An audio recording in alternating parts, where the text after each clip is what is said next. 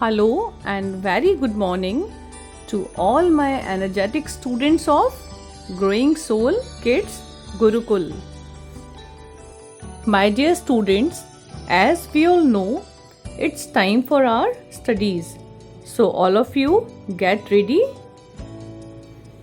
Our today's schedule, class 3rd, subject English language, lesson 4, article. How are you all? कैसे आप सभी? Hope you all are good at your home. My name is Bharti Sharma, your English teacher. Dear students, as you all know, we have completed 3 chapters in English literature, right? Okay, so we complete 1 to 6 chapter. Okay, so today we are going to start English language. Okay, what we are going to start today? English language chapter 4, because we already completed chapter 3 before the exam. Okay, so today we are going to start chapter 4, that is articles. So firstly, take out your book and open chapter number 4, that is articles. निकाल ली सभी ने? Start करें? चलिए. Firstly, what is article? क्या होते हैं हमारे article? Article is the word which R be used before the noun. जो भी वर्ड हम आर्टिकल से पहले, नाउन से पहले यूज करते हैं, वो सारे हमारे क्या कहलाते हैं? आर्टिकल्स. अब आर्टिकल्स कौन कौन से होते हैं? देखिए, 2 तरीके के हमारे आर्टिकल होते हैं. First is indefinite article and second one is definite article. Okay, 2 तरीके के कौन से हैं? Indefinite and definite article. Okay, indefinite articles कौन से होते हैं? इंडेफिनिट आर्टिकल्स वो आर्टिकल्स होते हैं जो स्पेसिफाइड नहीं होते हैं, मींस जिनको हमें नहीं पता है कि किस पर्टिकुलर प्लेस और किस पर्टिकुलर पर्सन या थिंग के बारे में बात की गई है. ओके, जब हम इंडेफिनिट आर्टिकल की बात करेंगे, और इंडेफिनिट आर्टिकल जो है वो हमेशा सिंगुलर नाउन के साथ यूज किया जाता है. ओके, किसके साथ? सिंगुलर नाउन के साथ यूज किया जाता है. तो इंडेफिनिट आर्टिकल्स जो है वो हमारे 2 होते हैं, दैट इज ए और एन. आप सभी ने सेकेंड क्लास में पढ़ा हुआ है. ए आर्टिकल जो है हम कॉन्सोनेंट के साथ यूज करते हैं, जो हमारे होते हैं बी, सी, डी वगैरह. Okay, etcetera. Now an article जो है हम वॉवल्स के साथ यूज करते हैं, और वॉवल्स हमारे कौन से होते हैं? Yes, A, E, I, O, U. Okay, इतना समझ में आया? इंडेफिनिट आर्टिकल्स वो होते हैं जो डेफिनिट नहीं होते, जो पर्टिकुलराइज नहीं होते, जो स्पेसिफाइड नहीं होते. And with indefinite article we use a और an. A is used with consonant sound, okay, that is B, C, D etcetera, and an is used with vowels, that is A, E, I, O, U. Okay, now come to the definite article. What is definite article? When we are talking about a particular place, particular person, particular thing. Okay, particular person, place or thing. Okay, तब हम use करेंगे definite article, that is the. The is क्यों use कर रहे हैं? Particular person और thing के लिए. Okay, अब particular person, place, thing होगी कैसे? देखिए, अगर मैंने कोई बात की है जो एक स्पेसिफिक है, जैसे कि ताजमहल. ओके, ताजमहल आप लोगों को पता है ये एक ही है, और ये एक पर्टिकुलर, एक प्रॉपर नाउन है. ठीक है, तो जो पर्टिकुलर प्रॉपर नाउन होते हैं उनके आगे हम यूज करते हैं द आर्टिकल. अगर मैं लिखती हूँ यहाँ पर सिटी, ओके, सिटी लिखूंगी तो हम यहाँ पे कौन सा आर्टिकल यूज करेंगे? A. Why? Because there are more than one city in our country. Okay, so we use A article. अगर मैं उस सिटी को स्पेसिफाई कर देती हूँ, जैसे कि आगरा लिखती हूँ, ठीक है, या फिर कोई पर्टिकुलर प्लेस का नाम लिखूंगी, तो हम वहां पर द आर्टिकल का यूज करेंगे. ओके, अब दूसरी चीज आती है कि अगर हमें ये दिया हो कि जैसे फेस्टिवल. ओके, यहाँ फेस्टिवल लिखा है, यहाँ मैंने लिखा दिवाली. ओके, तो हम दिवाली से पहले कौन सा आर्टिकल यूज करेंगे और फेस्टिवल से पहले कौन सा आर्टिकल यूज करेंगे? देखिए, फेस्टिवल जो है वो हमारे बहुत सारे होते हैं. Okay, so we use here a article. particular festival that we are celebrated, so here the article is used. Okay, so कोई भी ऐसी चीज जो बहुत ही पर्टिकुलर है, स्पेसिफाइड है, उसके साथ हम द आर्टिकल का यूज करेंगे. जैसे कि बुक का नाम होता है. ओके, जितनी भी सैक्रेड बुक्स होती हैं, होली बुक्स होती हैं, जैसे कि रामायण, ओके, और गीता, ओके, बाइबल, ठीक है, दीज आर द बुक्स जिनके साथ हम द आर्टिकल का यूज करेंगे. ऐसे ही name of rivers, okay, Ganga, Yamuna, Brahmaputra, Sutlej, Sindhu, ये सारे जो रिवर्स हैं वो क्या है, एक पर्टिकुलर है, स्पेसिफाइड है, राइट. सो हम उनके साथ किसका यूज करेंगे, द आर्टिकल का. अंडरस्टैंड. लाइकवाइज अगर हमें दिया है डे, ओके, तो डे दिया है तो हम ए आर्टिकल का यूज करेंगे. लेकिन हमें दिए हैं मंडे, ट्यूसडे, वेडनेसडे, थर्सडे, तो हम द आर्टिकल का यूज करेंगे. बिकॉज यहाँ पर जो डे है वो स्पेसिफाइड है, पर्टिकुलराइज है. ठीक है, अगर जनवरी दिया है तो हम द का यूज करेंगे. लेकिन मंथ दिया है, ओनली मंथ, MONTH, ठीक है, तो हम ए आर्टिकल का यूज करेंगे. अगर एक पर्टिकुलर मंथ का नाम गिवन है तो हम द आर्टिकल का यूज करेंगे. समझ में आ रहा है ये जो मैं बोल रही हूँ? सभी बच्चों को समझ में आ रहा है? यस और नो? यस, आगे बढ़े. ये समझ में आ गया इतना आप लोगों को? चलिए एक क्वेश्चन मुझे बताइए कि हम इसमें कौन सा आर्टिकल यूज करेंगे. ओके, सो आपके लिए क्वेश्चन है, dash man is standing near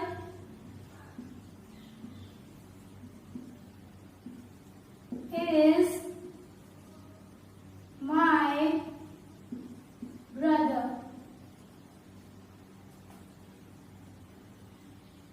So the man who, okay?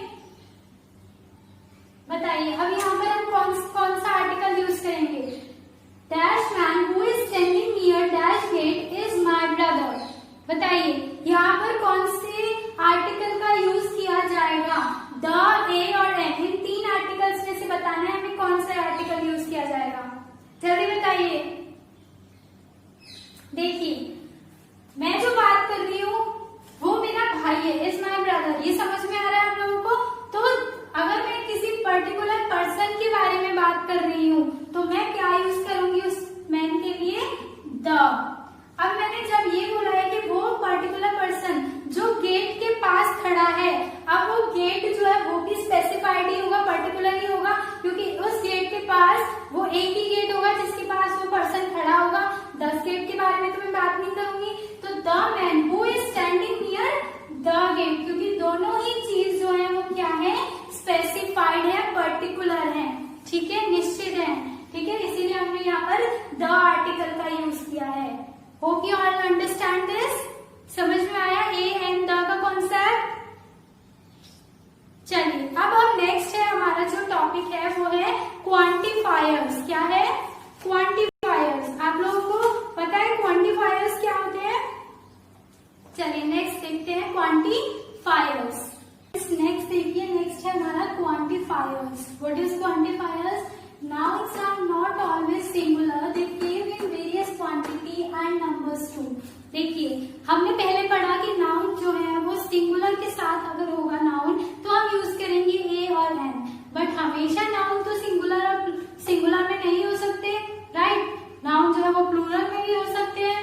सो जब भी नाउन जो ये बोल रहा है कि नाउन जो है वो सिंगुलर नहीं हो सकते हमेशा, इसीलिए जब जो नाउन है वो उसकी क्वांटिटी, बहुत सारी क्वांटिटी होते हैं और वो बहुत सारे नंबर्स में से भी होते हैं, right. For this we use many, much, few, any, etcetera. These words are called quantifiers. तो जब भी प्लूरल नाउन होगा तो हम किसका यूज करेंगे? मैनी, मच, फ्यू, एनी, मोर. ओके, ऐसे वर्ड्स का यूज करेंगे और ये वर्ड्स कहलाते हैं हमारे क्वांटिफायर्स. समझ में आया? एक और बार देखिए, जब भी हमारी जो नाउन है वो सिंगुलर नाउन होगी, प्लूरल होगी. अगर सिंगुलर नाउन होगी तो हम यूज करेंगे आर्टिकल ए और an, right. But when there are plural nouns, okay, we use quantifiers that is much, more, few, all, enough, two, okay, etcetera. Next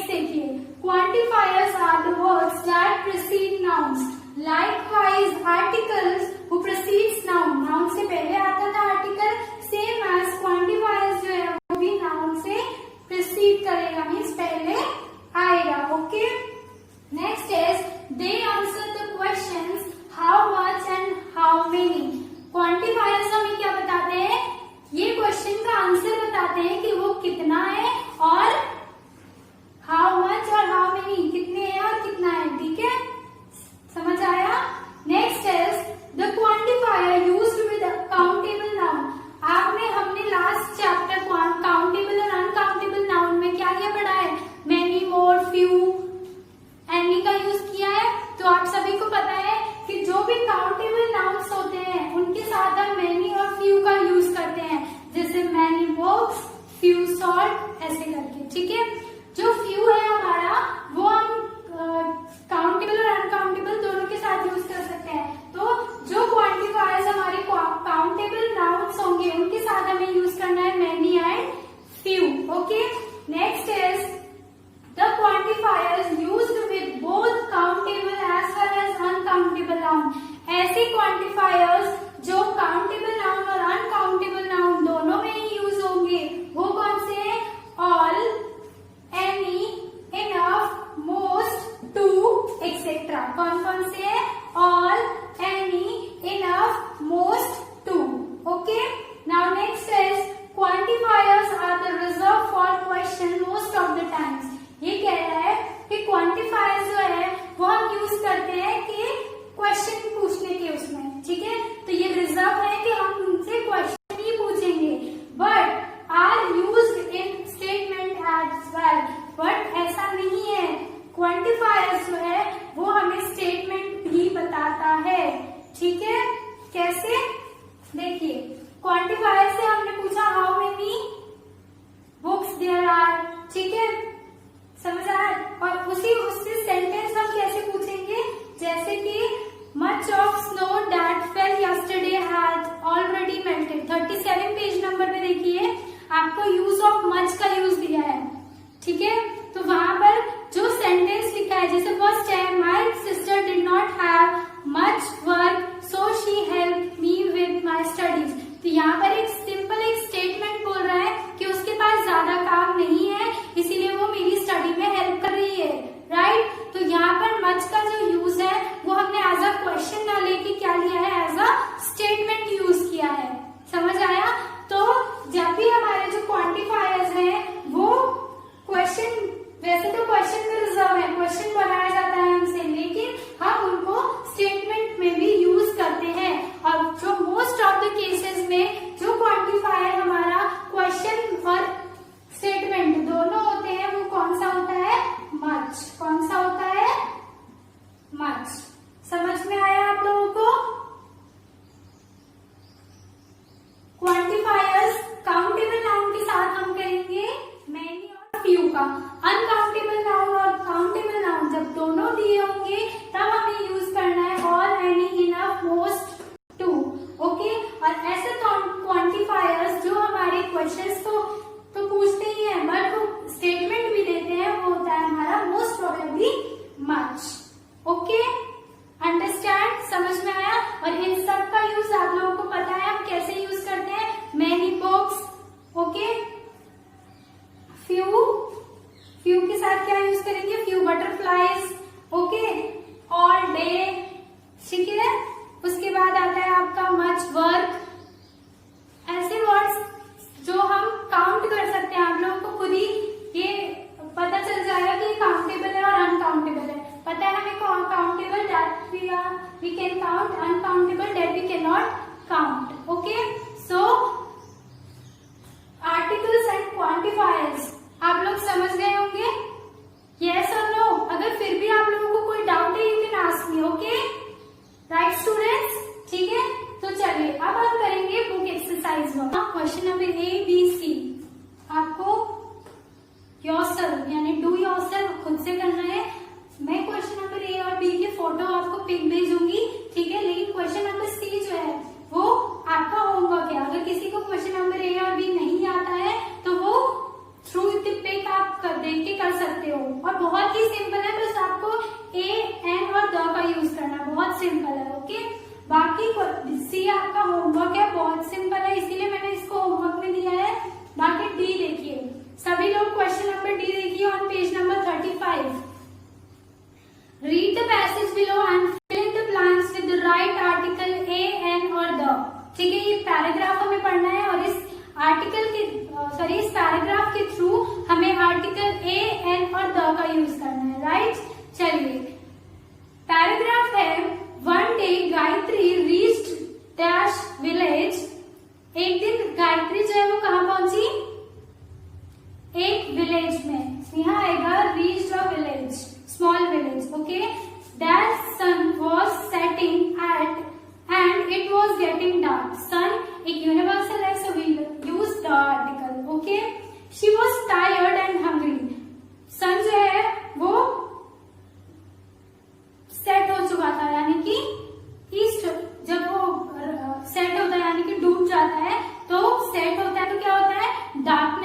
जाती है, अंधेरा हो जाता है। She was tired and hungry, वो बहुत थक गई थी और हंग्री मीन्स भूखी थी। She had walked dash long way, अभी लेकिन वो बहुत दूर से चलकर आई थी, तो यहाँ पे हम यूज करेंगे she had walked a long way. Okay, she wanted to find dash place to rest and have food, कोई पर्टिकुलर प्लेस नहीं है, that's why we use she wanted to find a place to rest and have food. Okay, एक place ढूंढ रही थी जहां पर वो रेस्ट कर सके और खाना खा सके। Okay, she found dash small rest house, तो उसको चलते चलते क्या मिला, she found a small rest house. Okay, she rested for a while. Okay, a while dash hour later she ate some food prepared by dash women, village women। देखिए यहाँ आ रहा है HOUR, जिसकी प्रोनाउंसिएशन होती है R, not har। Okay, H is silent in this। Okay, so we use N। Okay, क्या use करेंगे हम, N। ठीक है, समझ में आया सभी को? Okay, now next is an hour later she ate some food prepared by the village women। Okay, क्योंकि वो एक खाना जो है वो एक पर्टिकुलर इंसान ने बनाया जो विलेज की विमेन थी उसने। ठीक है, and to dash bath before going to bed, और सोने से पहले उसने क्या किया, बात किया, तो बात से पहले हम यूज करेंगे a. Okay, next morning at sunrise Gayatri went for dash walk by the dash river side। तो मैंने बता ही दिया, the morning next morning at sunrise Gayatri went for a walk by the river side। तो क्या आएगा, the। समझ आया? अब देखिए क्वेश्चन नंबर ई जो है वो आपको खुद से करना है, मैनी और फ्यू का हमें यूज करना है। जैसे फर्स्ट है मैनी और मच में से आपको टिक लगाना है ट्रीज। ट्रीज जो है वो आपके काउंटेबल नाउन है, आप ट्रीज काउंट कर सकते हो। जो काउंटेबल नाउन होते हैं उनके साथ हम किसका यूज करते हैं, मैनी और much. Yes, we use many. Okay, much का हम अनकाउंटेबल नाउन के साथ यूज करते हैं। तो इसी तरीके से आपको देखना है कि ये अनकाउंटेबल और काउंटेबल है, उसके बाद आपको इसमें टिक लगाना है। Okay, now come to the question number F. इसमें आपको यूज करना है fill in the blanks with all और फ्यू। किसका यूज करना है, ऑल और फ्यू का। तो फर्स्ट है आपका there were 10 eggs in dash, there were 10 eggs in dash, यानी कि इसमें ये सारे 10 eggs हैं, तो सारे के लिए हम यहाँ यूज करेंगे ऑल। तो सेंटेंस बनेगा आपका there were 10 eggs in all। Okay, next है he has quite a dash records in his name। ठीक है, रिकॉर्ड्स आपके जो है वो काउंटेबल नाउन हो सकते हैं, इसीलिए हम क्या करेंगे इसके साथ अ फ्यू। अगर आ रहे हैं हमें फ्यू का यूज करना है। ओके, ऑल का यूज हम नहीं करेंगे, तो हम यहाँ क्या लिखेंगे, he has quite a few records in his name। Okay, now next is may dash your dreams come true. जब भी हम किसी का बर्थडे होता है या किसी को हमें विश करना होता है तो हम क्या बोलते हैं, may all your dreams come true. तो हम यहाँ क्या यूज करेंगे, all. Okay, next is I will be back in a few minutes. ठीक है, तो यहाँ पे क्या आ जाएगा, फ्यू मिनट्स। ठीक है, मैं कुछ देर में वापस आता हूँ। Okay, I gave dash my pocket money to the orphanage on my birthday.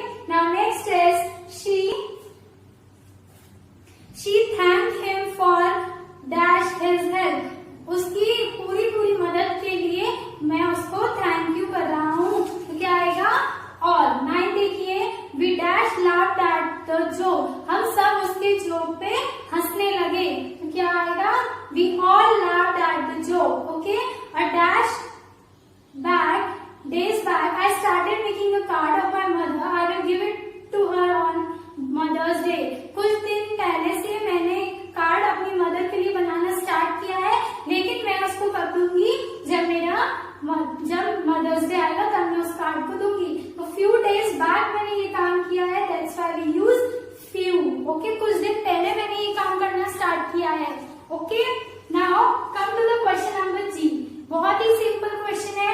Much और मेनी का यूज करना है. ऑल यू नो, मच हम यूज करते हैं अनकाउंटेबल नाउन के साथ और मेनी यूज करते हैं हम काउंटेबल नाउन के साथ. Okay, so here first sentence is I have dash thing to do today. मेरे पास आज बहुत सारे काम है करने के लिए.